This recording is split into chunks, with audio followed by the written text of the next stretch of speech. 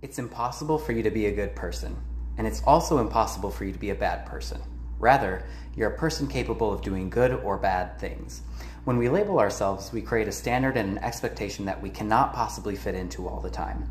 We'll push ourselves to try to meet those standards even when it isn't good for us, and we'll do so even if it produces worse outcomes. We'll also refuse to see the reality of the situation when there's evidence that we aren't meeting those standards. I know this from experience. I used to think that I was a good person, and I would deny it when people told me that I was hurting them for this reason. Paradoxically, if we learn to accept our limitations instead of taking them personally, we can respond to them in a way that actually produces better outcomes. When I realized that I was a person who would hurt someone and not a good person, I learned from that, and I did less hurtful things going forward. So tell me, what is one label that you've been pushing yourself into? And how can you commit to actions that make you closer to the person that you want instead of trying to fit into that label?